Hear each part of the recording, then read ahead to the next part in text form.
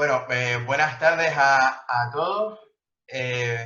Bienvenidos a Aislados Conectados.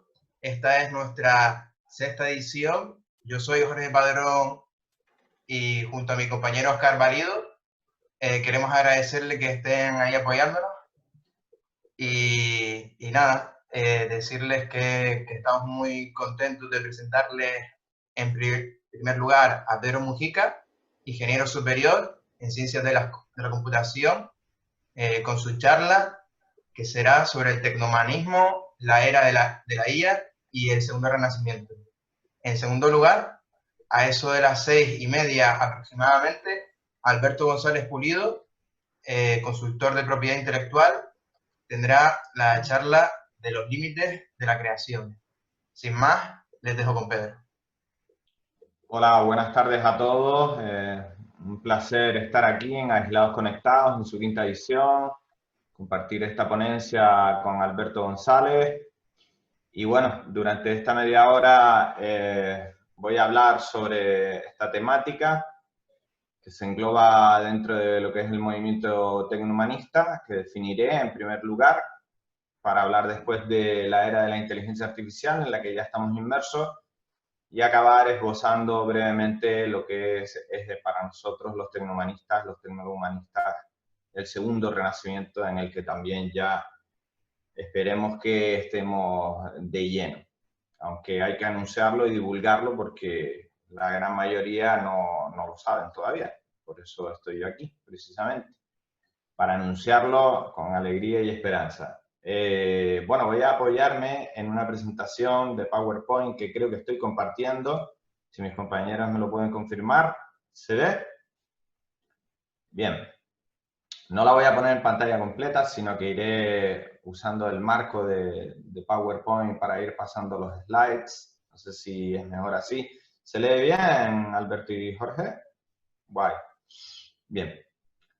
Pues en primer lugar quiero hablar un poco sobre mí, pues aparte de ingeniero superior en ciencias de la computación, ante todo me considero tecnólogo humanista dentro del movimiento tecnohumanista y me dedico sobre todo también a dar muchas charlas, conferencias, talleres y formación varias sobre la cuarta revolución industrial, que es la génesis del tecnohumanismo en sí, y sobre tecnologías emergentes de esta cuarta revolución industrial, aparte de ser coder, programador en diversas tecnologías y conceptualizador y creador en otras muchas también. Pueden seguirme en pedromujica.com, en mi estudio, en la página web de mi estudio, wicolab.com, en mi otro proyecto de Wearable Technology, Machina CC, y sobre todo en el último proyecto dentro del movimiento tecnohumanista, ianética.com, del que voy a hablar a lo largo de estos 30 minutos.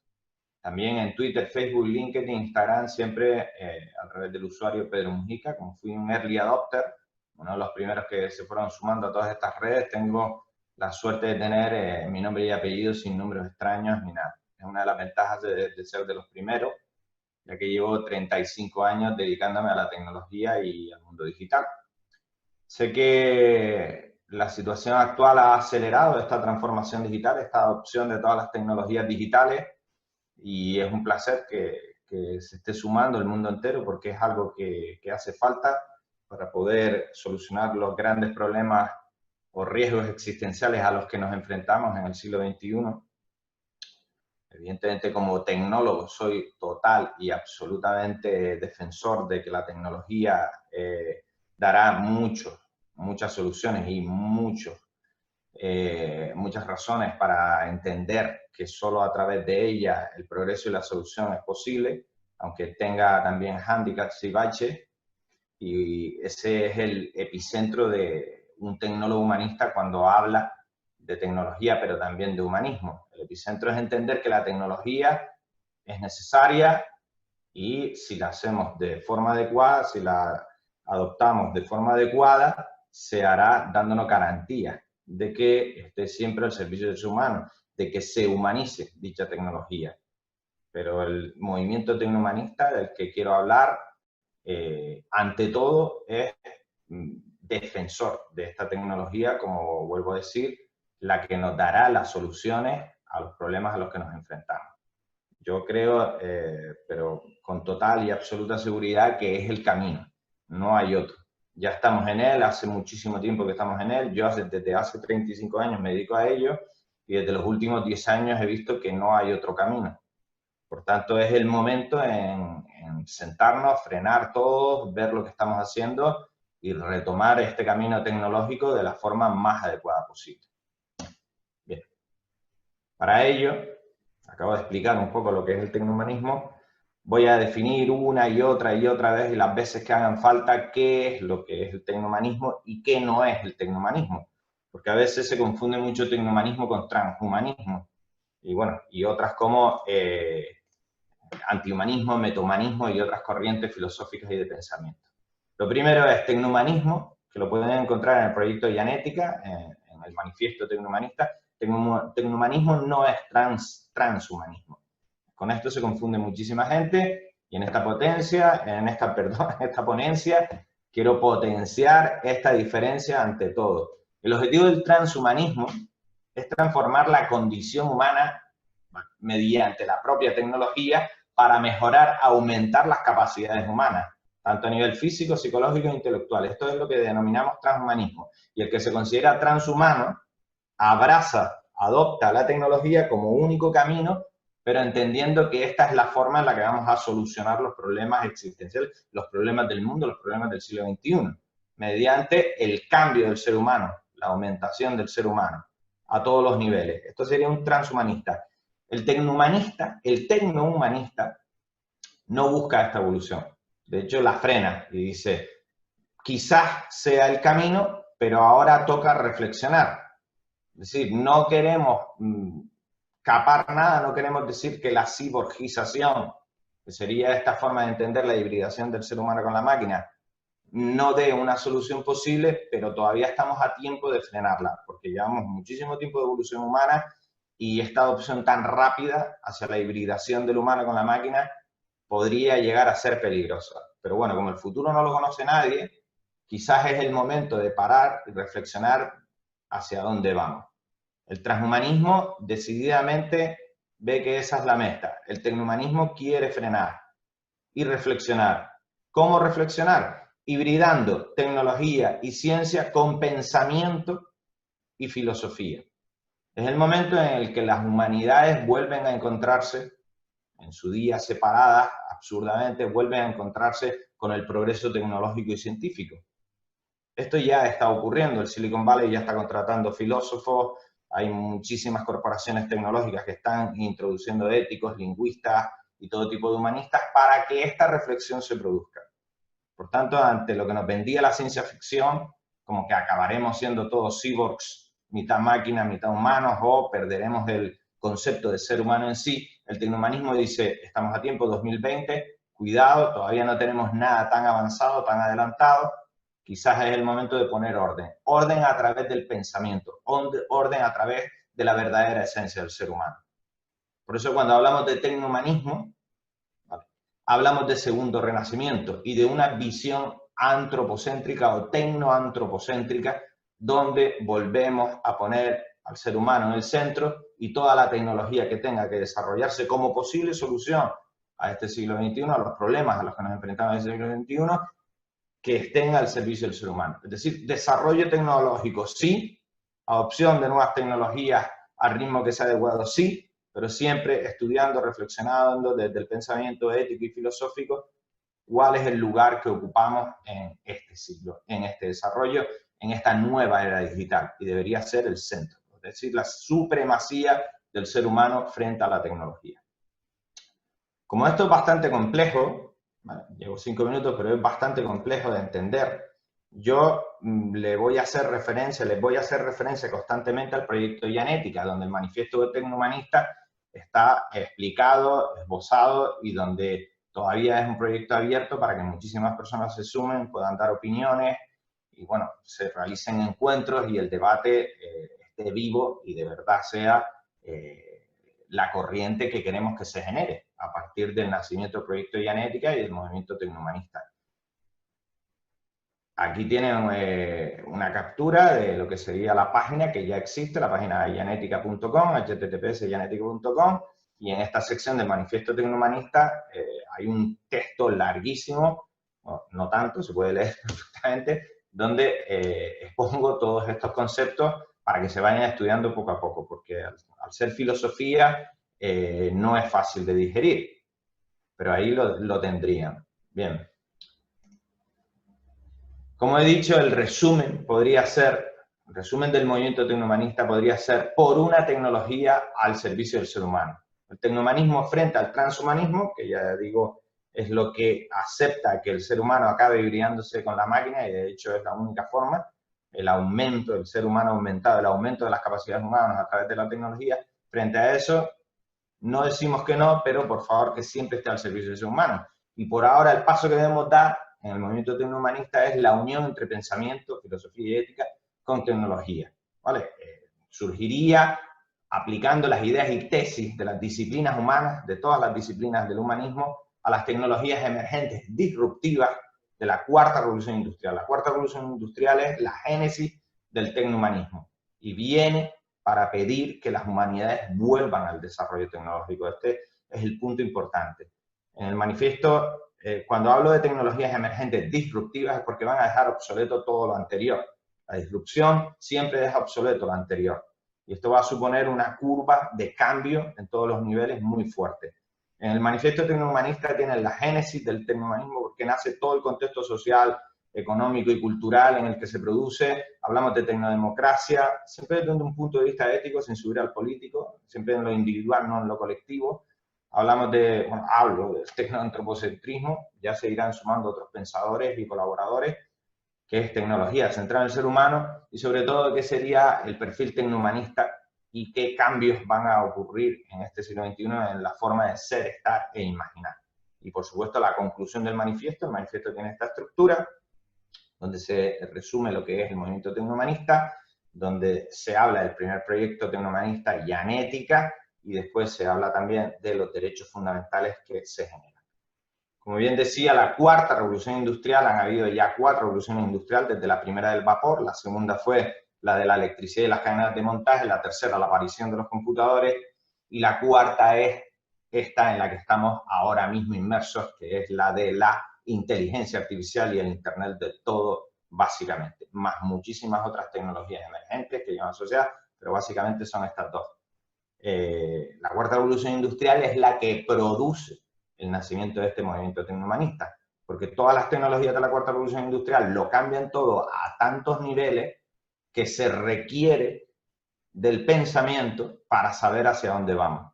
Los tecnólogos y los científicos se quedan cortos en cuanto a hacer una prospección de futuro de hacia dónde nos lleva todo esto. Es necesaria, digamos, la conceptualización filosófica de la tecnología y de forma patente, por primera vez. Si no se cuenta con los filósofos y los éticos sobre todo, hay muchas cuestiones que se escapan. Por ejemplo, una de las que siempre yo pongo como primera y se entiende muy bien es qué ocurre con la conducción autónoma. Cuando un vehículo autónomo dirigido por inteligencia artificial tiene que tomar una decisión en cuanto a quién debe atropellar en un posible accidente, si a los peatones, o desviarse de la carretera y quizás pueda acabar en la muerte del conductor. Entonces, este debate en a quién perjudico, si al conductor que llevo dentro o a los peatones de fuera, no se puede resolver de forma tecnológica. Entra la ética, entra la concepción de los valores del ser humano, la vida, etcétera, etcétera. Entonces, ¿qué ocurriría en esos casos especiales? ¿Cómo debemos definir esta nueva sociedad en la que nos adentramos en esta nueva era de la inteligencia artificial en la que no solo va a haber vehículos autónomos, sino va a haber todo tipo de máquinas con inteligencia? Los casos que se pueden dar son miles. Por tanto, es ahora cuando todo tiene que definirse desde el punto de vista del pensamiento. ¿Vale? Y volvemos a lo mismo, y una y otra vez se tiene que potenciar el desarrollo de una nueva ética y la recuperación del pensamiento antropocentrista, llevado al contexto tecnológico. Y aquí quiero matizar que, sobre todo, el movimiento tecnohumanista habla de la ética de las personas. A día de hoy la inteligencia artificial no está tan avanzada, Cuando se habla de avances de la inteligencia artificial hacia lo que es el nivel del cerebro humano, se está haciendo un adelanto de lo que podría ser, pero no es lo que tenemos. Y cuando se habla de superinteligencia y singularidad, de unas inteligencias artificiales mucho más avanzadas que nos superan, volvemos a lo mismo. Se habla de un posible futuro, pero no es lo que tenemos, ¿vale? A día de hoy, la inteligencia artificial más avanzada todavía no equipara a un cerebro humano en cuanto a toda su globalidad, a la capacidad de ser multitarea, de poder decidir de una forma muy intuitiva en entornos de incertidumbres con gran nivel de acierto, etcétera, etcétera. Lo que tiene ahora mismo la máquina con inteligencia artificial es capacidad de computación, estrategias en procesos cognitivos, etcétera, etcétera. No voy a enumerar la lista, que es larga, pero sí que son muy potentes en determinadas tareas, pero todavía no tiene lo que llamamos inteligencia general, equiparable al cerebro humano. Bueno, entonces, ahora mismo es el momento de decidir cómo continúa esta película. Si vamos a seguir desarrollando la inteligencia artificial a niveles que se nos puedan escapar de lo que es la supremacía humana, el control humano respecto a ese desarrollo, porque al final es una herramienta que estamos desarrollando, si es el momento de frenarlo, si es el momento de encauzarlo, o al final vamos a tirar la toalla y eso va a evolucionar de una forma que la única solución posible sea también introducirles una ética. Es lo que llamamos ética para máquinas.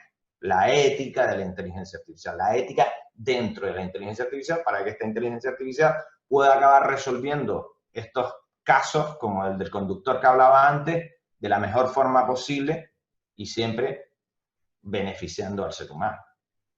Pero un paso previo, porque esto también se confunde constantemente y me lo preguntan constantemente, un paso previo al que sería acabar programando ética para máquinas es ética para personas.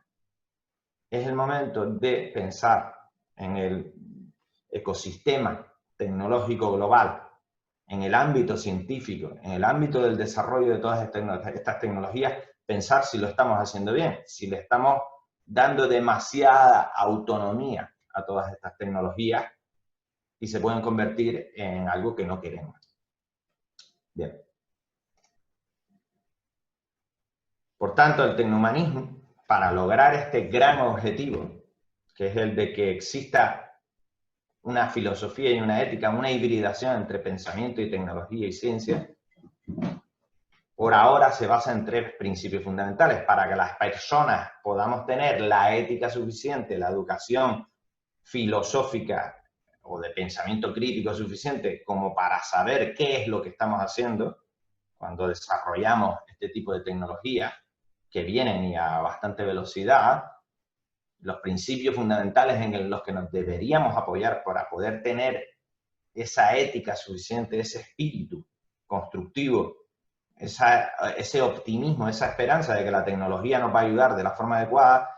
Los principios fundamentales, aunque parezcan utópicos, son el del humanismo, evidentemente, el de la educación y el de la solidaridad. El humanismo como actitud vital que concibe al ser humano y a sus valores de forma integrada. En el contexto de este segundo renacimiento que he anunciado al principio, donde la visión antropocéntrica, vuelvo a repetirlo, ponga la tecnología al servicio del ser humano. Si no nos entendemos bien, si no entendemos bien lo que somos, qué es lo que queremos ser, cuáles son nuestros valores de forma integral, como seres, como existencia, no vamos a poder entender cómo se podría poner esta tecnología a nuestro servicio y de qué forma nos beneficiaría en este segundo renacimiento. Por tanto, el primer principio del tecnohumanismo es el humanismo en sí. Tenemos que ser más humanistas que nunca. Y si no se entiende todavía, el segundo principio y pilar fundamental de todo este movimiento sería la educación de esta nueva sociedad digital. ¿Vale? Fomentando el autoaprendizaje continuo, porque todo está cambiando. Si ya nos encontramos a cierta edad y no podemos tener la educación adecuada, hay que seguir fomentando que esta educación se extienda lo máximo posible sin diferencia de edad, clase social, raza, etcétera, o sea, que la igualdad sea real, al menos al nivel de educación, y todos acabemos comprendiendo, todas las personas que estamos en este planeta, acabemos comprendiendo lo suficiente de esta nueva sociedad digital como para poder convertirnos en humanistas, en tecnohumanistas y contribuir a esta, digamos, utopía que queremos alcanzar en el que la tecnología esté verdaderamente a nuestro servicio. Si no lo entendemos, poco vamos a poder ayudar al respecto. Si no entendemos cómo se desarrolla la tecnología, cuál es el poder de la inteligencia artificial, poco vamos a poder hacer. Y hay que hacerlo, evidentemente, con la garantía de que lo que aportamos sirve realmente. Y eso solo la educación nos lo puede dar. Si no, estaremos en lo que llamamos la era de la posverdad, donde todo es producto de la infoxicación a la que estamos sometidos, y todo será banal, no será real. Cuando hablamos de inteligencia artificial hay que entender qué es la inteligencia artificial. No podemos inventarnos o no podemos guiarnos de toda la información falsa que hay al respecto. Y no voy a poner ejemplos por respetar todas las opiniones oídas, pero sobre todo hay que saber que tenemos que educarnos, autoeducarnos o entrar en determinados programas de formación, que cada vez hay más, para poder hablar con mínima propiedad y fundamento de lo que es realmente. Y por último, solidaridad. Para afrontar todos estos retos existenciales, necesitamos unirnos en una sola especie. Yo sé que a día de hoy esto parece ridículo, porque hay muchísimos problemas en el mundo y semana tras semana aparecen nuevos titulares que parecerían que están en contra de todo esto. Esto es una utopía total, pero es que hay que empezar por algún sitio y hay que decirlo una y otra vez. Los que tenemos esta conciencia tenemos que sacar la bandera de que la solidaridad, de que una única especie es posible. Los transhumanistas, por ejemplo, dicen que solo el aumentar las capacidades nos llevarán a conseguir la solidaridad, que el ser humano tal como es, imposible, que nos tenemos que transformar en posiblemente poshumanos y usar la tecnología para que realmente podamos superar temas de igualdad, etcétera, diferencias raciales, etcétera, ¿vale? Esos son los transhumanos. Los tecnohumanos todavía estamos en el punto de que quizás el ser humano necesita una nueva oportunidad y eso, a través de la educación y el humanismo puede ser el camino antes de abandonarnos hacia la adopción tecnológica, sea la que sea. La concienciación de que todo esto está ocurriendo a una velocidad enorme, la concienciación es uno de los grandes retos, pero a través de la educación y estos tres principios, humanismo y solidaridad, se podría conseguir. En eso es en lo que creemos los tecnohumanistas. Este es el fundamento, los tres principios fundamentales del tecnohumanismo. Humanismo, educación y solidaridad, aunque suene a utopía. Y de ahí nace el proyecto Yanética, el proyecto tecnohumanista Yanética, para, en primer lugar, desarrollar una ética normativa para las personas y no para las máquinas, en torno a la nueva era de la inteligencia artificial y el Internet del todo.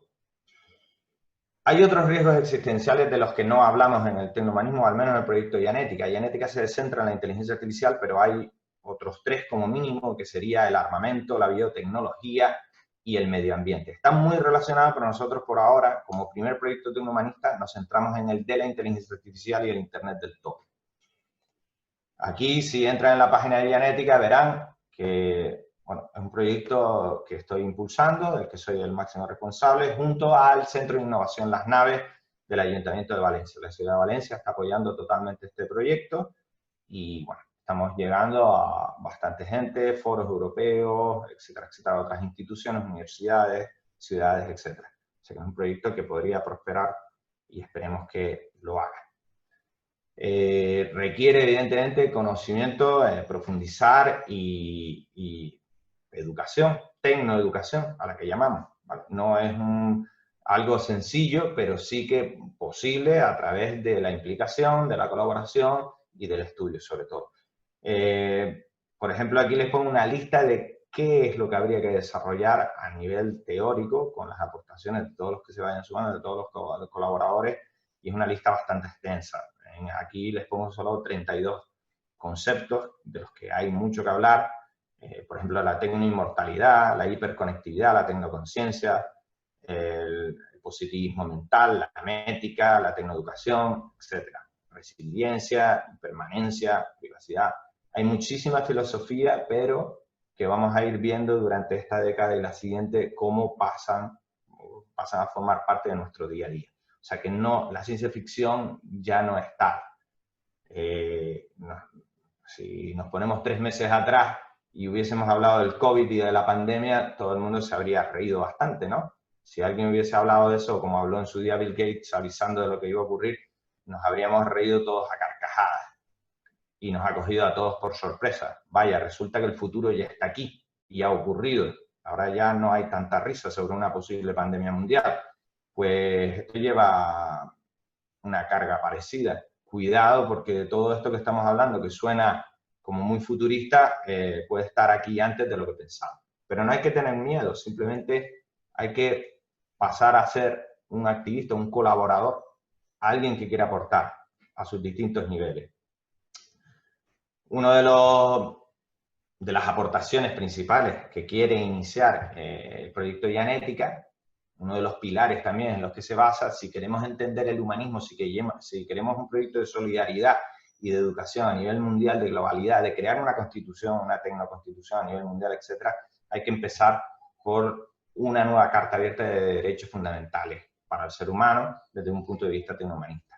Y en el proyecto hacemos una propuesta abierta para el desarrollo de esos derechos fundamentales, sobre todo de cara como objetivo a la singularidad tecnológica, que es a partir de la cual perderíamos el control y que no queremos.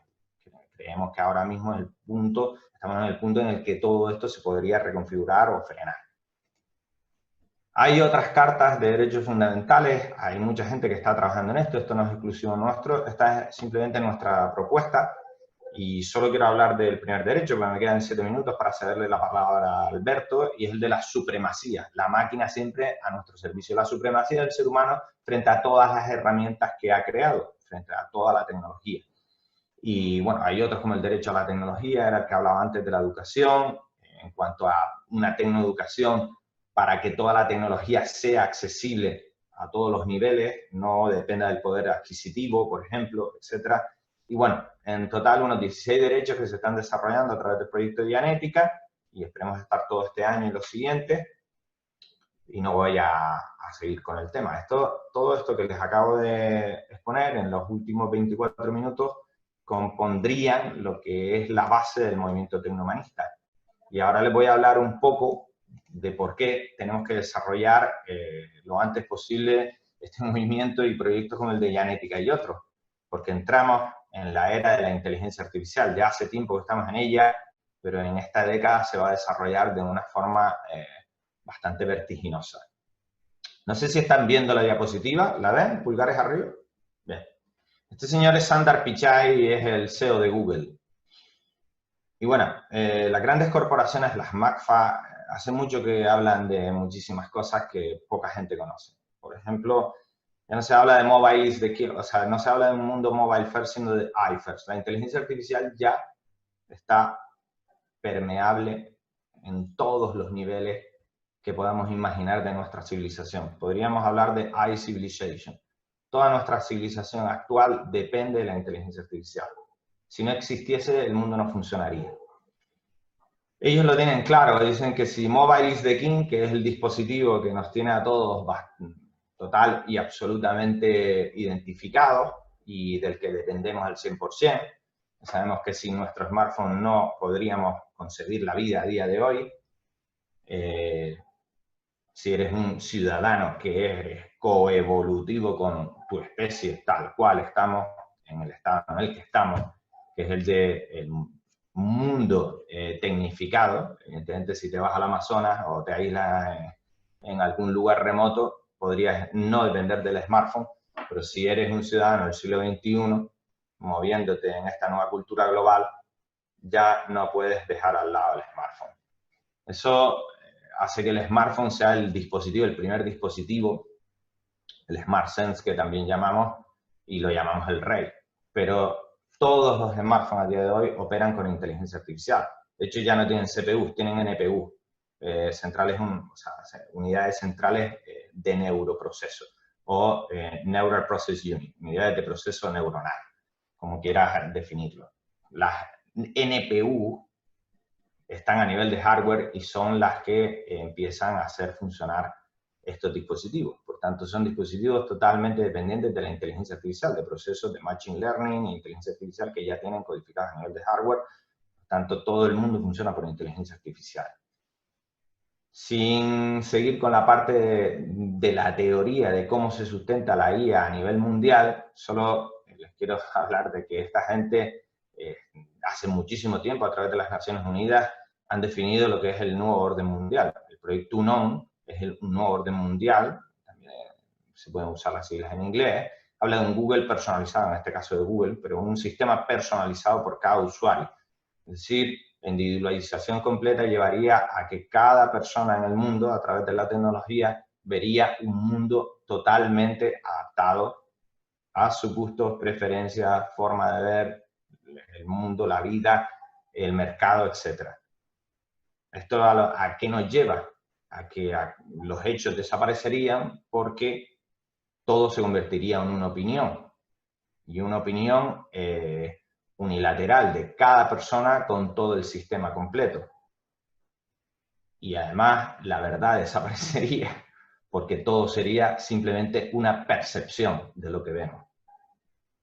Y esto nos lleva a entrar de lleno en la edad del aislamiento. El mundo se convertiría en un mundo único para cada única persona, donde todo sería una percepción en vez de una verdad, todo sería una opinión en vez de un hecho. La edad del vacío se disipa, entramos en la nueva edad del aislamiento, un nuevo orden mundial ha comenzado. Pero bueno, no deja de ser una opinión, y es una opinión sobre cómo está funcionando el mundo que nadie conoce, pero que evidentemente el movimiento de unirnos todos en solidaridad, humanismo y educación, el movimiento tecnohumanista lo que pretende es que este tipo de opiniones se maticen lo suficientemente para salir de esta edad del aislamiento y entrar en una edad de una especie unida. Sí a la tecnología, pero volvemos a que tiene que estar a nuestro servicio y nosotros ante todo somos seres humanos sociales y muy gregarios. No queremos este aislamiento, no queremos esta personalización extrema del mundo. Queremos compartir, ante todo. Queremos tener pertenencia de grupo y, bueno, y otras muchas cosas. Esta era de la IA, ya solo me queda un minuto, por tanto voy a ir rápido, pero esta era de la IA tiene muchísimas aristas de las que podría estar hablando durante horas. Lo pueden ver también en el proyecto Dianética, cuando hablo de ética en la era de la inteligencia artificial y del todo, pero aparte de la cuarta revolución industrial, hace que se produzca la cuarta transformación digital, la que está basada en las realidades inmersivas en la inteligencia artificial, la segunda era de la máquina, ya que la máquina se vuelve inteligente. La primera era cuando en los años 90 entró en las oficinas, entró en toda nuestra sociedad, pero todavía no tenía inteligencia. La segunda sería con inteligencia. Y en la segunda era cognitiva del ser humano, del cerebro humano. El cerebro humano ha aumentado gracias a estas tecnologías, a esta nueva inteligencia que estamos creando.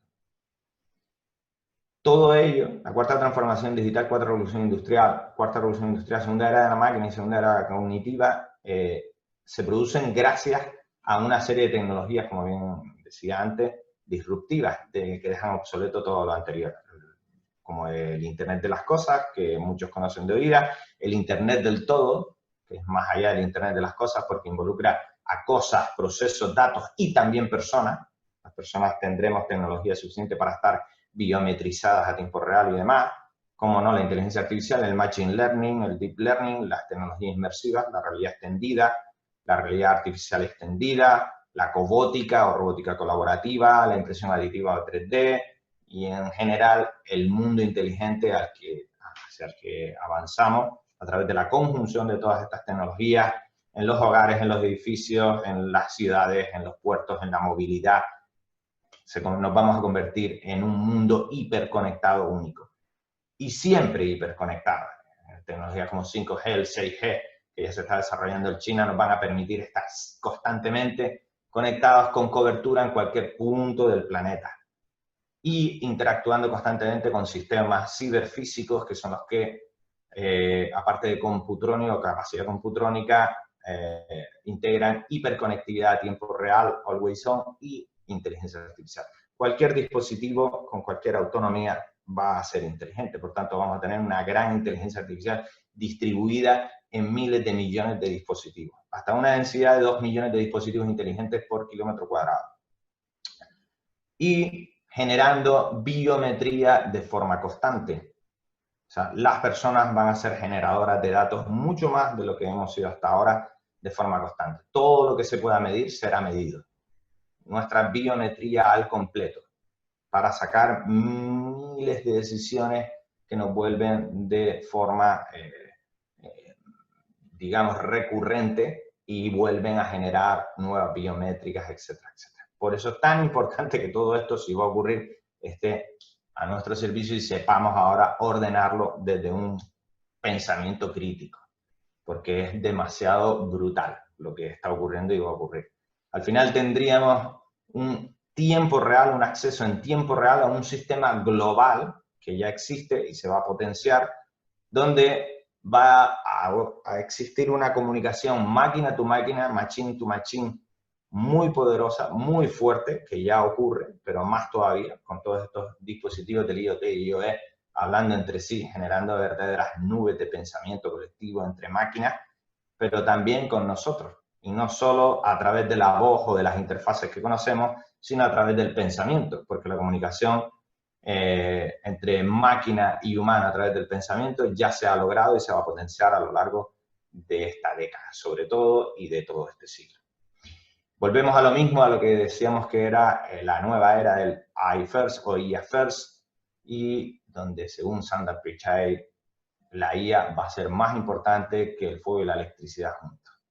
Y seguramente, según los transhumanistas, nos llevará a la inevitable ciborgización o hibridación con la IA para poder equipararla si se desarrolla lo suficiente. Al final, todas las preguntas que nos empezamos a hacer a nivel filosófico, si hacemos las cosas bien, es qué ocurre con la máquina, hacia dónde va la máquina. ¿Serán máquinas sin alma, sin ética, máquinas que aprenden ya lo son, máquinas que inventan, lo son en determinada medida, aunque la creatividad todavía no la entienden, no son autoconscientes, sí que son máquinas que deciden, ya va, ¿no? Me voy 4 minutos, bueno. Y lo que no queremos es ética para máquinas. Se me ha ido, voy a darle paso a Alberto porque se me ha ido. Solo me habría quedado hablar del segundo renacimiento, pero ya lo hablé en pasos anteriores, en diapositivas anteriores, y podría estar aquí mucho tiempo más, pero esto tiene un final. Por tanto, quiero darles las gracias una vez más, que me sigan en las redes sociales si quieren seguir oyendo todo esto, y sobre todo que visiten los proyectos Ianética y mis otros proyectos, que me pregunten cuando quieran.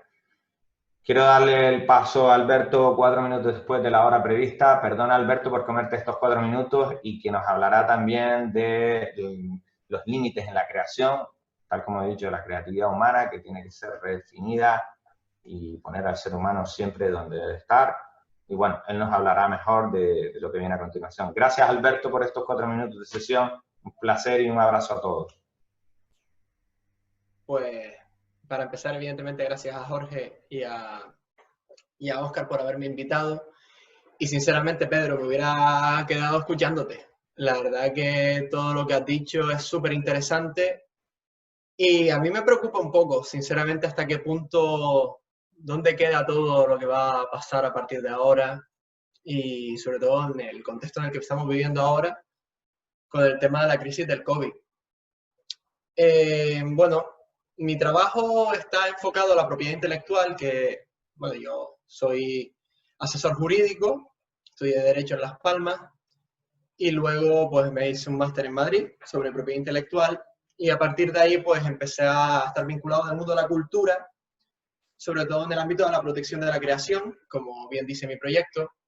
Pero bueno, al final la deriva de mi trabajo ha ido orientándose incluso en puntos en los que hay mucha sinergia con el trabajo de Pedro, ¿no? Porque, bueno, tiene que ver sobre todo mi trabajo con la censura y el límite a lo que es la libertad de expresión, en concreto en la libertad de expresión en el ámbito creativo. ¿vale? ¿Qué podemos decir ante esto? Hombre, evidentemente, a nivel nacional podemos analizar un poco la situación fijándonos en la implementación de la ley Mordaza. La ley Mordaza es una norma que tiene por naturaleza, evidentemente, una norma de seguridad ciudadana que ha servido de pretexto para haber generado pues, muchísima censura en España y que ha sido un poco un reflejo de toda la deriva a nivel internacional que ha habido con el auge de la extrema derecha y de ciertos partidos conservadores en otros países, ¿no? Tales como, por ejemplo, Estados Unidos o Brasil. Entonces, básicamente mi trabajo tiene que ver con un proceso de investigación que lo que hace es analizar la implicación de la censura y las faltas de libertad de expresión en los derechos morales de los artistas. Pero claro, al final el concepto de artista es un concepto muy amplio en el sentido de que al final cualquier creación es protegible y cualquier persona puede generar una creación. Entonces, realmente el concepto de protección a nivel de propiedad intelectual, pues, es bastante democrático, ¿no? En cuanto a la ley lo dispone, sí. Entonces, claro, esto abarca no solamente artistas, abarca periodistas, abarca pues, el resto de la sociedad civil, abarca pues, muchísima cantidad de gente, ¿no? Y claro, el tema es que a nivel de tecnología, como bien apuntaba Pedro, el tema del tecnohumanismo, el tema es que el acceso y la democratización de la tecnología a nivel global, o casi a nivel global, ha hecho que muchísima gente sea capaz de generar contenido. Por ejemplo, lo hacemos en nuestras redes sociales, ¿no? Y de hecho ya hay algoritmos y hay evidentemente tecnologías dirigidas a fiscalizar esa actividad. Entonces, ¿qué podemos decir ante esto? Pues que la situación en la que vivimos es entre preocupante y desconcertante, porque para empezar, mi proyecto nace a partir de un caso de censura en concreto que pasó en Arco, en la Feria de Arte Internacional de Madrid, en 2018, en febrero de 2018, pero realmente venía ya de atrás, ¿no? Tenemos muchos casos de censura a nivel creativo en España, pero realmente también a nivel internacional había una onda, por así decirlo, o una tendencia a la censura y a la fiscalización de la actividad creativa y posteriormente la fiscalización de la actividad periodística e informativa. Decía muy bien antes Pedro y hablaba del proyecto UNOM. El proyecto UNOM es una cosa súper interesante y vamos a nombrarlo varias veces porque está súper relacionado con lo que estoy haciendo. ¿Por qué? Porque al final mi proyecto que estaba relacionado con el ámbito de las industrias creativas, como la censura ataca sobre todo los derechos morales, a la divulgación, a la integridad, incluso a la declaración de autoría, que en el ámbito de la legislación nacional se llama paternidad de obra, ¿no? Que es un tema un poco patriarcal, pero es un concepto que está así en el derecho. Pues bueno, hablaba, como bien decía Pedro, del concepto de UNOM en cuanto a que la verdad va a dejar de existir, en cuanto a que hay una fiscalización y hay una tergiversación del contexto de la opinión que hace que prácticamente toda la información que se vaya a generar en el futuro es tan individual que el concepto de verdad se va a diluir. Y por eso la información va a ser, creo yo, va a estar cada vez más manipulada, ¿no? Porque en el concepto, por ejemplo, de lo que hablábamos de la censura en el medio informativo, yo actualmente trabajo con Reporteros Sin Fronteras, también con Amnistía Internacional en este ámbito, porque claro, vemos actualmente con el tema de las fake news y los bulos en Internet que básicamente está habiendo unas campañas de, pues eso, de manipulación informativa bastante graves, ¿no? Y claro, eso ataca evidentemente a los derechos de autor, en el sentido de que, claro, no existe un derecho para decir mentiras, ¿no? Existe un derecho a la verdad, al acceso a la información, que está evidentemente contemplado en el artículo 20 de la Constitución Española, pero no existe un derecho a inventarse cosas. Por tanto, también es importante valorar que el hecho de censurar opiniones o mentiras no es censurar. De hecho, pues prácticamente todos hemos visto un poco lo de Karl Popper, ¿no? Lo de la intolerancia hacia lo intolerante. Un poco va hacia ese pensamiento, en el sentido de que no todo es valorable, ni no todo es amparable con la ley, ¿no? Porque evidentemente hay límites a la libertad. En cuanto a que afecta a la esfera individual de otra persona, ¿no? Y sobre todo cuando eso nos genera un perjuicio. la mentira es un perjuicio, porque al final es una toxicidad que termina manipulándonos y forma al final parte de nuestra identidad y de nuestro discurso. Y claro, es un elemento muy peligroso, sobre todo en estas situaciones en las que estamos viendo que una pandemia ha generado pues un desconcierto tan grande que también evidentemente ha sido influenciado por la cantidad de mentiras que se han dicho, ¿no? Y bueno, vemos lo que está pasando en Estados Unidos y bueno, al final parece, como bien decía Pedro antes, pues parecía propio de una distopía, ¿no? Propio de una distopía de Orwell, pero al final es la pura realidad. O sea, el futuro ya está aquí. Es que tiene toda la razón Pedro con eso, ¿no? El proyecto UNOM también tiene cierta relación con estas últimas noticias que se han sacado por parte de Apple y de Google, que se iba a desarrollar una aplicación para poder hacer un seguimiento del COVID, ¿no? Y que haya pues un intercambio de información a nivel de contagio pues mucho más rápido. Pues hombre, por ejemplo, el concepto de intimidad va a desaparecer. Entonces, una de las cosas que van, por ejemplo, en el ámbito de mi investigación es el concepto de qué prevalece, o la ponderación de derechos entre seguridad, intimidad y libertad. Porque la intimidad es parte de la libertad dentro de la esfera personal, ¿no? Está dispuesta en el artículo 18 de la Constitución Española, evidentemente reconocida en la Carta de la ONU, evidentemente en el Tratado de Maastricht, pero estamos hablando de que hay un verdadero problema porque nosotros como sociedad civil hemos tolerado que la ubicación, lo que decía antes con el tema del machine learning y evidentemente, por ejemplo, con el tema del uso de dispositivos móviles, al final el hecho de poner mi ubicación, porque por ejemplo lo utilizo yo cuando hago senderismo, por ejemplo, ¿no? Para saber dónde estoy. Claro, para ahí tiene una utilidad, pero es que la empresa está viendo dónde estoy. Claro, y el tema es que eso es, y lo sabemos, totalmente hackeable, ¿no? Entonces realmente es un peligro porque al final estamos vendiendo nuestra intimidad y claro, el tema es que ya prácticamente toda la sociedad civil conoce el término de cookies, no voy a hablar un poco de eso, pero claro, al final eso también ha hecho que cada vez que nosotros entramos en internet o en una red social, nos venga publicidad personalizada y nos vengan datos personalizados para nuestra vida. Entonces, eso también es peligroso porque al final eso tiene una parte buena, que es que al final recibimos información que a lo mejor nos es útil, pero también están fiscalizando constantemente lo que hacemos y cómo nos movemos y cómo vivimos, ¿no? Y al final en la esfera personal, que es parte también del estudio de Pedro, ¿no? De hasta dónde llega ya un poco la vida, ¿no? Porque al final la progresiva digitalización de nuestra cotidianidad, al final ha hecho que nuestro ordenador sea parte, o sea, como por así decirlo, como un apéndice de nuestro cuerpo, ¿no? Todo lo que es el ámbito digital y la nube, en fin, es una parte de nuestra identidad como persona.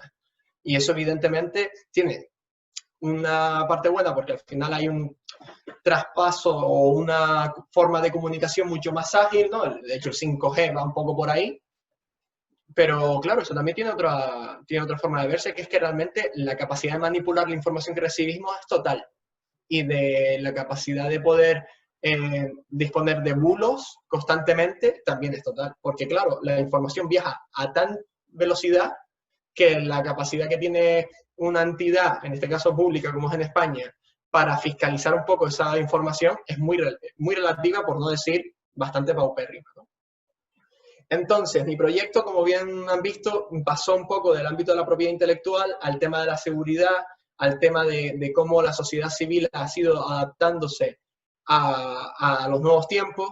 Y claro, eso me ha llevado un poco a hablar de censura en determinadas áreas muy específicas, ¿no? En el ámbito, evidentemente, de las redes sociales, con la utilización de algoritmos para fiscalizar la actividad en redes sociales como Facebook, evidentemente, e Instagram. Actualmente hay 14.000 personas trabajando en Facebook para censurar información de forma personal. Luego está, evidentemente, el algoritmo que vino en su día de YouTube y que ahora mismo está implantado en prácticamente todos los tipos de plataformas digitales que existen. Y que también es otro problema, porque al final esos algoritmos, aunque tú te sujetes un poco a normas comunitarias, evidentemente esas plataformas, esos algoritmos están actuando de forma similar a lo que haría un juez, ¿no? Porque, bueno, sabemos de muchos casos de censura. Aquí en Canarias que bueno, que al final son parte de nuestra generación, pues el grupo Texcoco fue censurado en su día en Facebook, en YouTube, perdón. Y básicamente la censura actúa, aparte de con un contenido meramente patriarcal, porque al final sabemos esa diferenciación entre ver, evidentemente, pechos femeninos y masculinos y el hecho de pues, ese enfoque tan paternalista que proviene de América. Indiferentemente de eso, ya la red social está actuando como un juez porque lo que hace es adaptar medidas cautelares que realmente, aunque sean parte de las normas comunitarias, son una actuación que evidentemente debería provenir de un procedimiento que evidentemente no existe. En este caso son medidas cautelares que toma una empresa. También evidentemente nosotros estamos siendo partícipes de eso porque nosotros entramos dentro de esa plataforma y nosotros evidentemente publicamos en esas plataformas. Pero claro, el hecho es que también estas plataformas deberían seguir ciertos mecanismos que garantizasen la seguridad y sobre todo los derechos fundamentales en cuanto a un procedimiento judicial o análogo en lo judicial, porque realmente las medidas cautelares que se toman en este tipo de plataformas son totalmente ilegales, porque carecen, o sea, no es garantista para la persona. Entonces realmente están generando una indefensión a nivel jurídico que es muy preocupante. Y de hecho, pues es eso. O sea, el tema es que si vemos que hay tanta gente denunciando en Facebook, básicamente al final denunciarán, si forma parte dentro de la esfera personal de cada persona que está contratada por Facebook para ello, dentro de su código ético y escala de valores. No tienen una formación en derecho, no tienen una formación en el que esa fiscalización se haga de una forma objetiva o lo más objetiva posible, porque no puede ser totalmente objetiva nunca. Pero claro, ahí impera la subjetividad, ¿no? Impera el hecho de ver unos pechos femeninos y decir, pues mira, a mí esto me agrede como persona, no sé por qué, pero bueno, esa gente piensa así y al final lo censuro. Parece una trivialidad, pero al final en el ámbito ya pasando un poco por encima de lo que es el concepto de la libertad dentro de lo que es la esfera individual, estamos censurando trabajo artístico y creativo o trabajo en el ámbito de la información y del periodismo. Y eso evidentemente también es manipular información. Entonces eso también es bastante peligroso. Estamos hablando de que en la situación actual, por ejemplo, Google News no trabaja en España, no trabajaba hasta hace mucho y tuvo muchos problemas por el hecho de que habían muchas empresas del ámbito editorial que se quejaron de que Google News le quitaba tráfico digital. Pero claro, al final también es cierto que en el caso de Google News también era la entrada de muchísima gente a nuevos contenidos underground dentro del ámbito editorial y el ámbito periodístico. Y cuando se cerró Google News también fue una forma también de callar ese tipo de información que quizás era más subversiva y quizás no era tan, pues hablamos evidentemente tan grande como el grupo Prisa, por ejemplo, se me ocurre, o Unión Editorial Española. Estamos hablando de grupos editoriales más pequeños. Entonces, estas medidas que parecen, que también es una cosa a lo que se refería antes Pedro, que a nivel individual parecen muy pequeñitas, parecen muy inofensivas, pero claro, al final forman parte de no un complot, pero sí evidentemente de unas políticas que están dirigidas a fiscalizar la información. Otra forma de fiscalizar la información es para empezar precarizar el sector y, evidentemente, también precarizar el sector cultural. Cuando tú lo que haces es censurar o poner trabas para la creación cultural en España, eso a nivel de, antes también Pedro hacía referencia a eso, al nivel de la educación, que es súper importante, eso genera, evidentemente, que haya una sociedad menos crítica y más pasiva y más resiliente, ¿no? Porque el concepto de la resiliencia puede verse de dos formas. Puede ser que también eso te haga más inofensivo para el sistema, ¿no? Y más pasivo. Entonces, por ejemplo, yo también colaboro con el Instituto de Arte Contemporáneo y con la Unión de Artistas Contemporáneos de España, dado que soy directivo de ICAF y formo parte de una federación, que es la Unión, que bueno, también estuvo en su día involucrada en el desarrollo del informe del Estatuto del Artista para precisamente profesionalizar el sector, que no está profesionalizado actualmente en España, y una de las formas, evidentemente, que tenemos para luchar contra este tipo de políticas que están dirigidas un poco a hacernos más, no sé, más, a ser no desde un punto de vista más humano, pero sí evidentemente más pasivo ante los abusos del sistema capitalista, pues evidentemente las luchas que tenemos de las políticas culturales en España están dirigidas precisamente a generar una estructura cultural fuerte y fiable que sea capaz de generar una sociedad crítica y por tanto una democracia sana. Por otro lado, hablamos también del tema de la ciberinmortalidad que hablaba antes Pedro, ¿no? Ese es un tema importante dentro del ámbito de la protección de datos, que en su día con el nuevo reglamento se dispuso pues, el marco ARCO nuevamente, luego el tema del derecho al olvido y el derecho a la rectificación en Internet, pero al final de forma imperante se ha visto que no es suficiente, ¿no? Que la capacidad de hackeo de determinadas corporaciones y de determinados gobiernos es tan amplia que al final el derecho siempre ha ido por detrás o muy por detrás del ámbito de la protección de los datos y de la protección al final, no solamente de datos, sino de contenidos y de opiniones. Porque al final tenemos que ver todo este tema, que ahora compartiré un informe, como una forma de generar una sociedad más compadeciente, más, pues eso, más pasiva y que tenga una actitud crítica mucho más, no sé, mucho más débil, ¿no? Porque vemos que evidentemente, si vemos un poquito las manifestaciones que hay en Estados Unidos, que son muy graves, eso en España es impensable que pase. Somos un país, pues por así decirlo, más pasivo.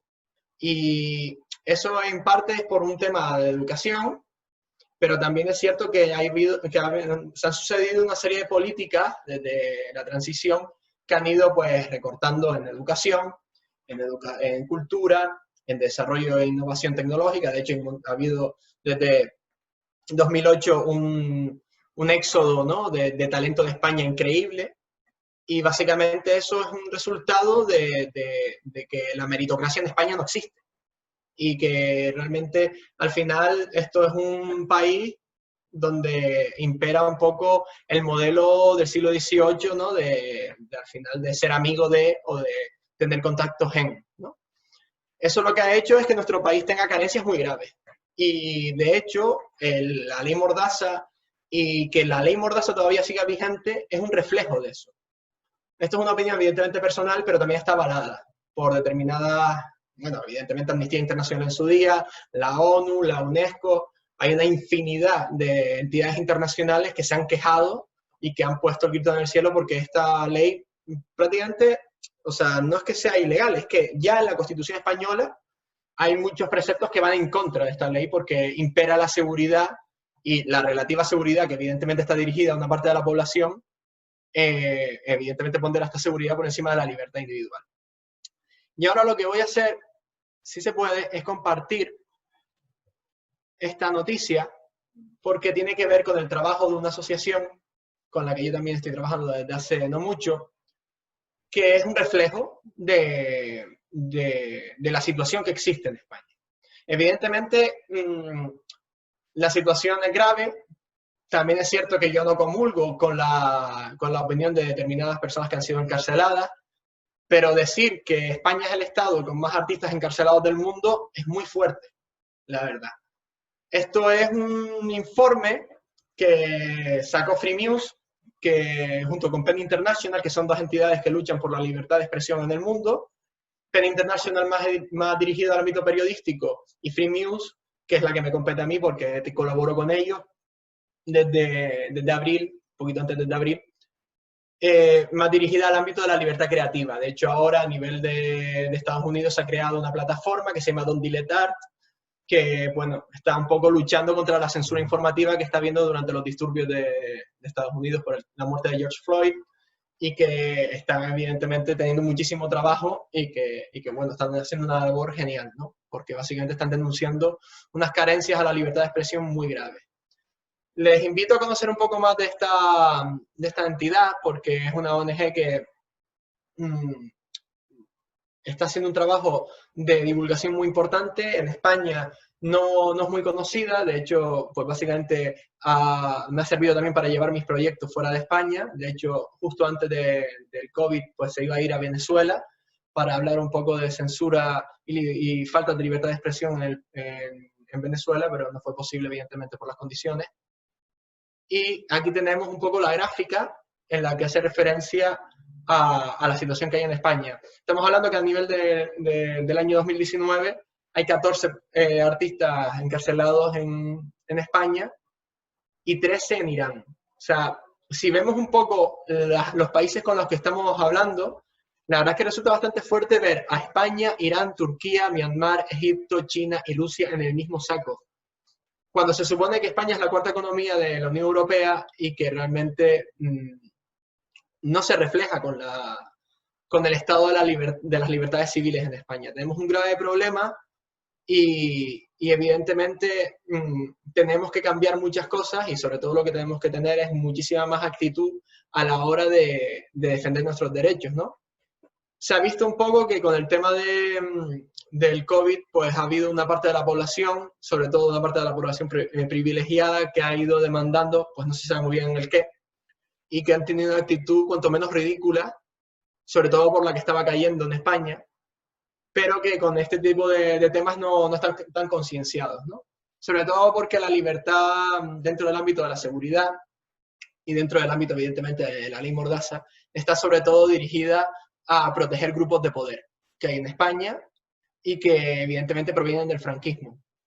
Y que a no ser que cambiemos mucho la forma de actuar y sobre todo nuestra actitud pasiva ante este tipo de abusos que están pasando y pasan todos los días en España, durante esta crisis, pues he estado trabajando, como ya comenté, con diferentes entidades que han puesto en valor el trabajo que hay para poder denunciar todos los abusos policiales que se han cometido, todas las manipulaciones a nivel periodístico que se están cometiendo, y que queda muchísimo trabajo por hacer, pero que al final, si no hay, como bien decía antes Pedro también, una cierta tendencia a la unidad, ¿no? En cuanto a que raza al final existe solamente una, que es la raza humana, y que al final el avance que tenemos que ir hacia una sociedad más democrática y más sana tiene que ser al unísono, ¿no?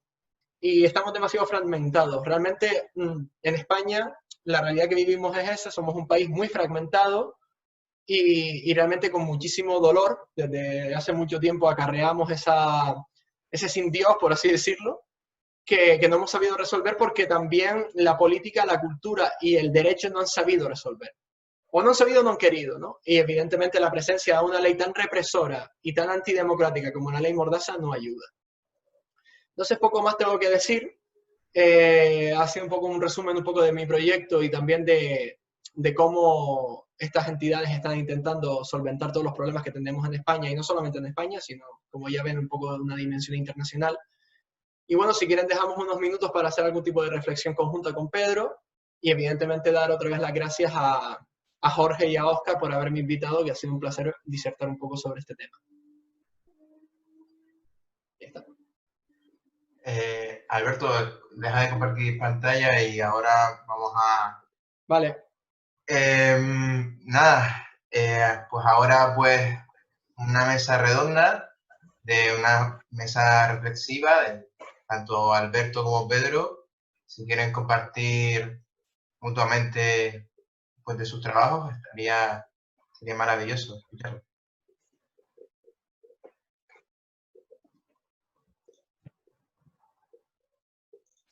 Tienes que... Eso. Ahí estoy, ¿no? ¿Se me oye ahora? Ahora sí. Mira, oye, Alberto, interesantísimo, gracias por todas las referencias y nada, que ya sabes que coincidimos en muchos puntos y bueno, el movimiento tecnohumanista necesita de todo, suma las diversas disciplinas para encontrarnos en un punto común. Ese es el segundo renacimiento, que profesionales como Alberto, como Jorge, como Óscar y como todos los que nos han estado escuchando hoy puedan crear sinergias y equipos multidisciplinarios para que esta sociedad verdaderamente avance entre todos. O sea que gracias y un placer escucharte. Yo, Óscar, mientras tú hablabas, Alberto, me ha pedido que comente simplemente algo que han preguntado en el chat, que ha sido Alicia y Aki. Sí. sobre el 5G que tanto preocupa. Evidentemente ha habido un movimiento en contra del 5G y bueno, yo quiero dar para empezar un ejemplo de qué ocurrió en las otras revoluciones industriales. Como bien dije, estamos en la cuarta revolución industrial y después quiero dar datos, ¿no? Como hablaba antes, todo lo que escuchamos es una opinión, pero no un hecho. Los hechos hay que demostrarlos y de forma fehaciente. No podemos basarnos en opiniones porque muy probablemente nos equivoquemos. Y el mundo está infoxicado, llenísimo de opiniones, como bien decía Alberto, y hay que saber encontrar la señal en el ruido, que es importante para saber movernos en esta nueva sociedad digital. Total. Eso se consigue a través del estudio, la profundidad y los hechos, no de las opiniones diversas que van y vienen. Respecto al 5G, yo, con toda la humildad, por ahora, mientras no se me demuestre lo contrario, confío en el mundo, porque tenemos que tener esperanza en que, como nosotros, hay también otras personas que están intentando crear un mundo mejor, ¿vale? Hay que intentar tener esa actitud de positivismo mental, de esperanza en un futuro mejor, de tecno-optimismo, ¿vale? Que la comunidad científica, la tecnológica, la empresarial e incluso la política, a pesar de todos sus errores, defectos, que son intrínsecos al ser humano, quiere hacer las cosas bien. O sea, al menos tener la presunción de que queremos hacer las cosas bien y fallamos. Evidentemente habrá gente que no tenga ética, habrá gente que no tenga principios, habrá gente que lo haga muy mal.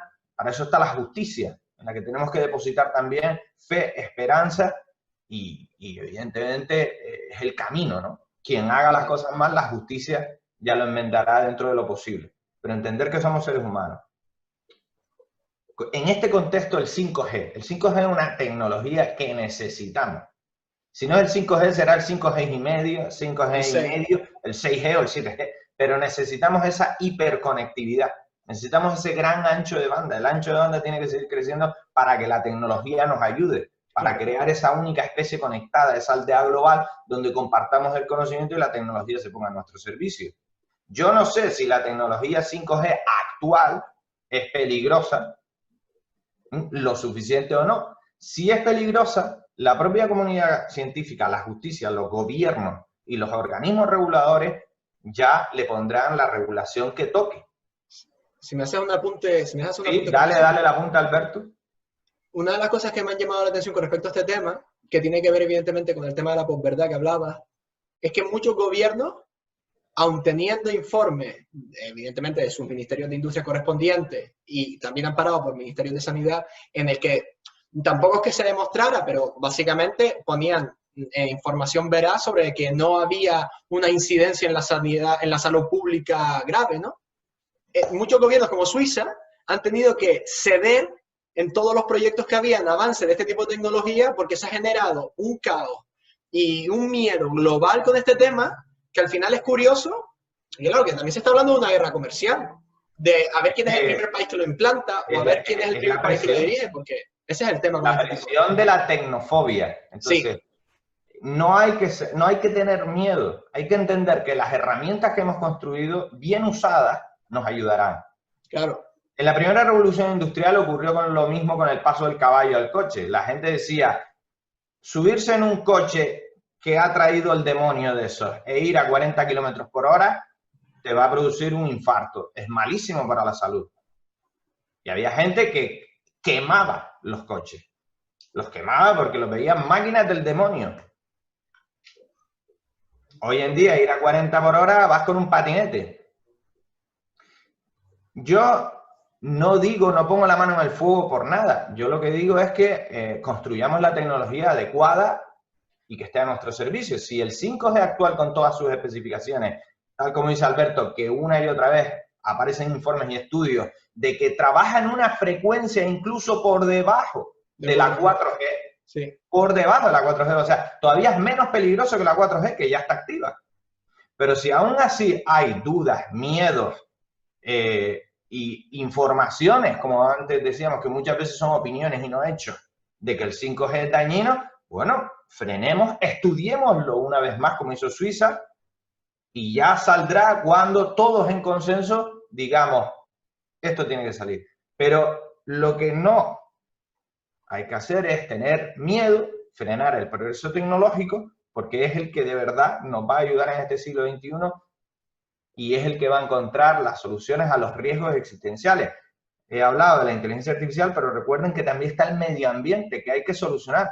El problema medioambiental hay que solucionarlo y se soluciona con tecnología que nos permita avanzar de forma correcta. Solo la tecnología está encontrando soluciones al desastre medioambiental que también ha traído la tecnología. Es que la tecnología da solución al desastre tecnológico también. Correcto. Porque, y además, si estudias la historia de las herramientas, si estudias la historia de la tecnología, siempre ha llevado un consumo energético asociado. Cuando nosotros hicimos el primer hacha de sílex fue a costa de romper la montaña donde estaba el sílex. Ahí está, romper la montaña. Siempre ha habido algo asociado en el que se ha provocado una acción, una reacción, un detrimento, etc. Claro, cuando ya la tecnología es tan inmensa, trae demasiado deterioro. Pero es la propia tecnología la que nos ayuda a contrarrestar ese deterioro y a crear una sociedad más equilibrada, más sostenible, medioambientalmente, humanamente, sociológicamente, políticamente, éticamente, etc. Es el momento, por eso ese segundo renacimiento, esa cuarta revolución industrial, por eso es la importancia enorme de seguir avanzando, dando los pasos correctos, pero seguir avanzando. No podemos frenar lo que viene.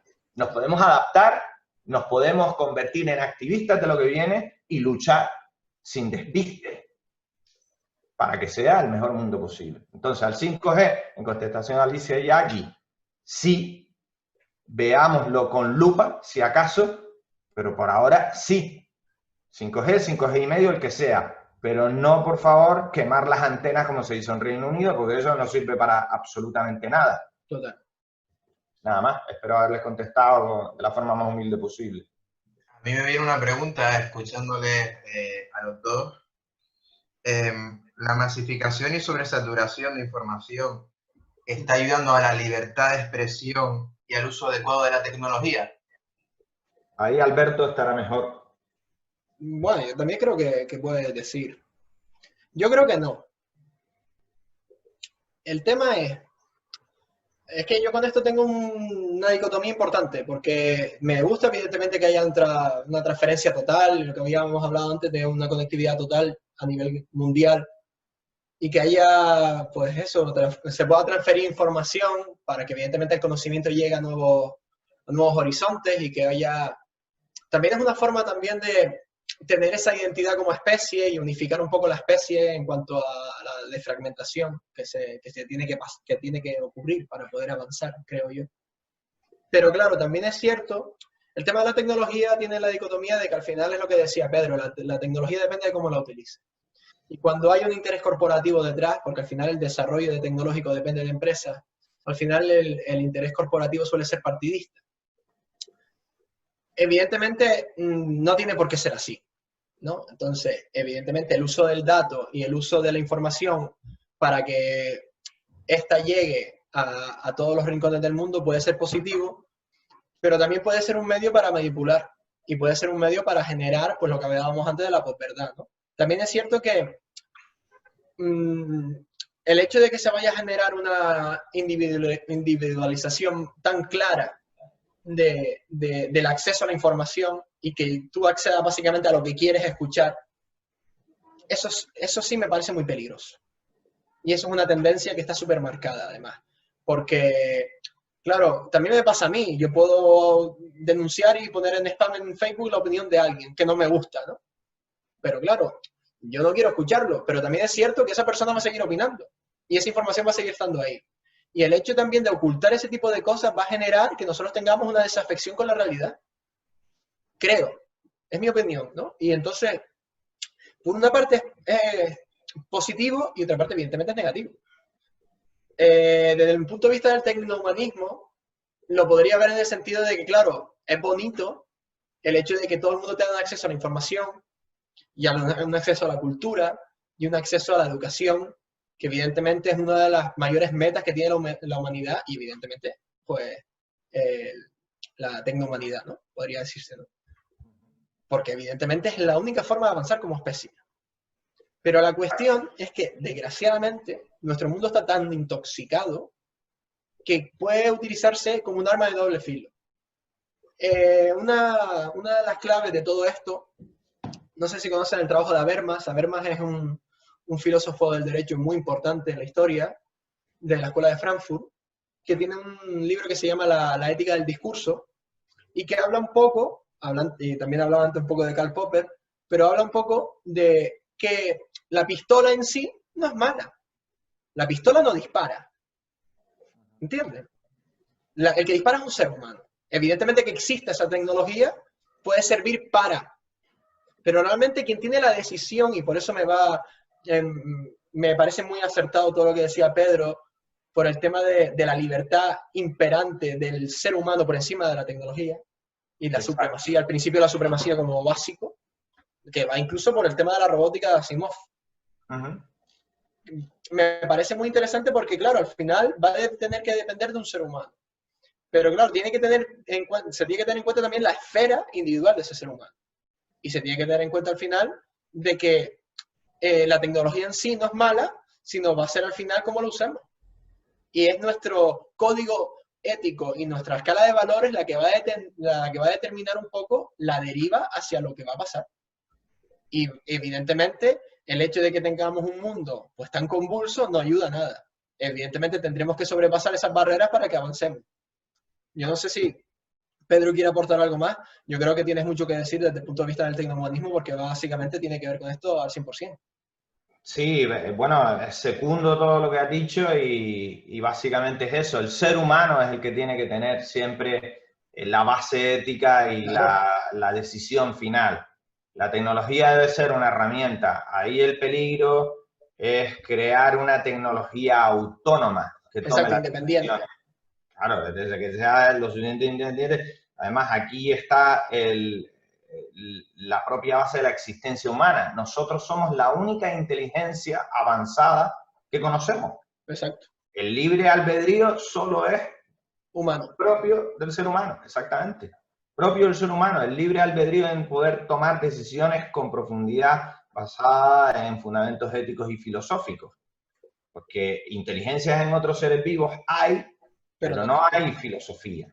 No creo que nuestros primos chimpancés estén desarrollando una crítica a la razón pura, etcétera, etcétera. Mientras no se demuestre lo contrario, ni los delfines, ni ninguna otra especie viva que conocemos. Y son inteligencias hasta cierto nivel avanzada, pero no tienen esta profundidad abstracta, esta forma trascendental de entender el universo, en tener esa conciencia de ser parte del universo y demás. ¿Qué ocurre? Que ahora estamos creando una nueva herramienta, una nueva tecnología a la que es posible que le demos en herencia este tipo de inteligencia trascendental. Ahí es cuando se habla de ética para máquinas. La máquina en sí, a través de la inteligencia artificial, que no ocurre todavía, por favor, esto es importantísimo, que no piensen que hay un Terminator, un Skynet, como a veces se dice. No hay ninguna máquina que tenga a día de hoy autoconciencia, y menos libre albedrío de forma profunda, no la hay. Pero si ocurriera, porque la tecnología sigue avanzando, esta inteligencia o tiene un mecanismo que nos proteja o se convierte en una competidora de forma absoluta. Total. E incluso si nos sobrepasa en muchos aspectos, físico, intelectual, emocional, etc., pues quién sabe lo que ocurrirá. Eso lo llamamos singularidad tecnológica. No queremos que estas herramientas sean tan poderosas, al menos eso es lo que estamos intentando.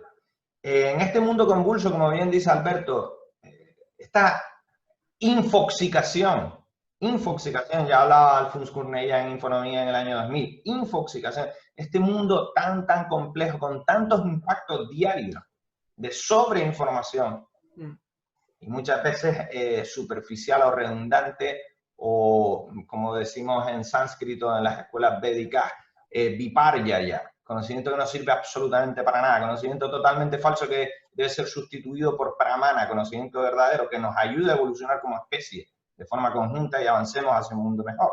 Entonces, este cambio usando el sánscrito entre Viparjaya y Pramana es lo que debe hacerse a través de la educación, de la tecnoeducación a la que todos debemos tener acceso y que se convierta en un derecho fundamental. Mientras el mundo esté infoxicado, al menos aprender las herramientas básicas para cribar esa información que sobra, esas opiniones que no nos ayudan, e irlas sustituyendo por opiniones verdaderamente válidas, al menos en este camino que queremos emprender. Por eso todos nos debemos convertir en tecnohumanistas.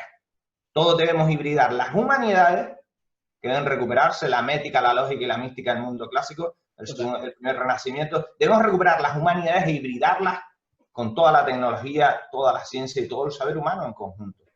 Todos debemos de ser en mayor o menor medida iguales en educación, en humanidad y en solidaridad, vernos a nosotros mismos como una sola especie que avanza conjuntamente.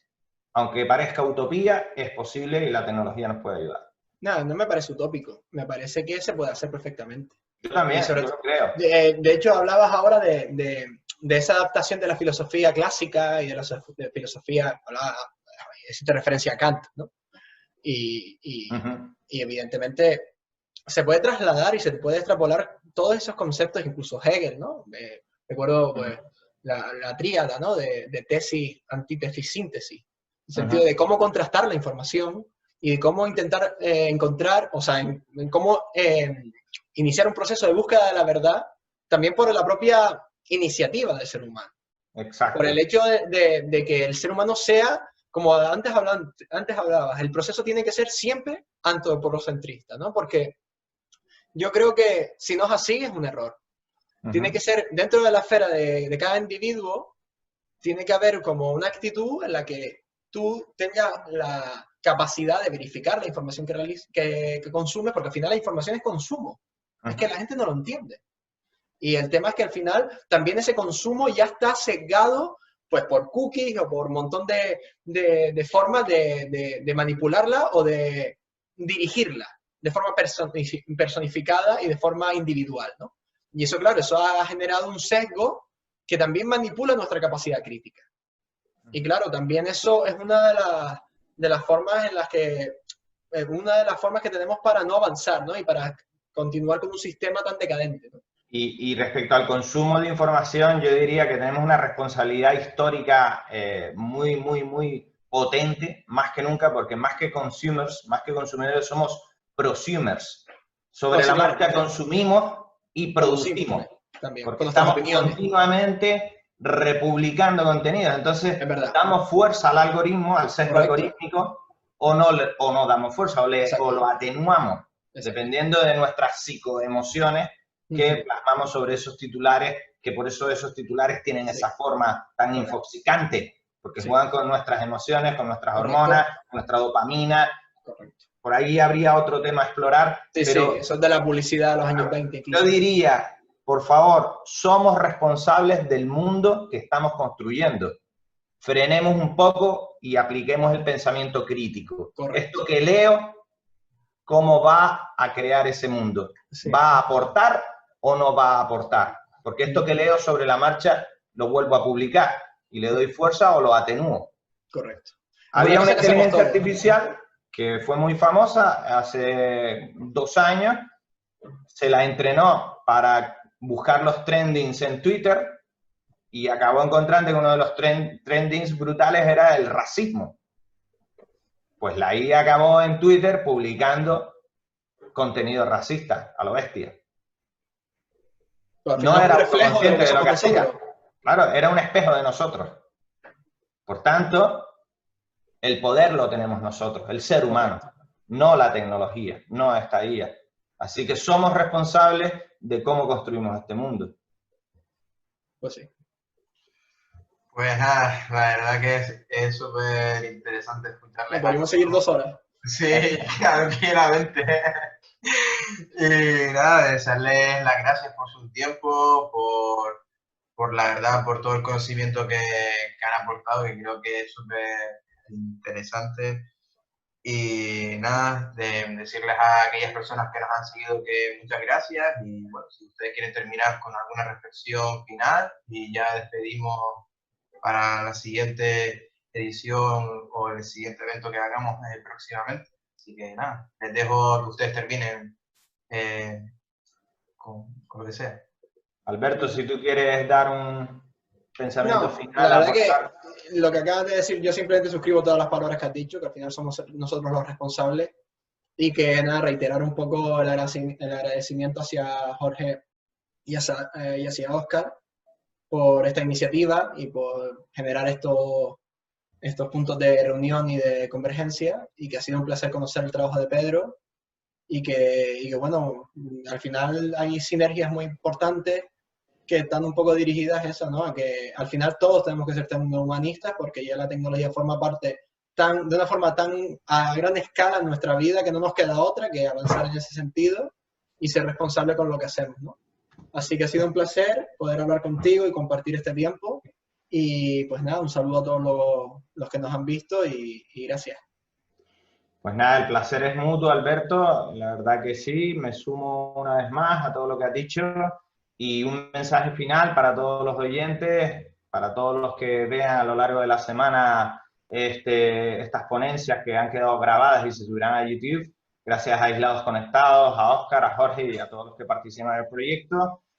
Y mi último mensaje sería esperanza y optimismo en el mundo que viene, porque si somos partícipes de él, puede ser un mundo muy bueno.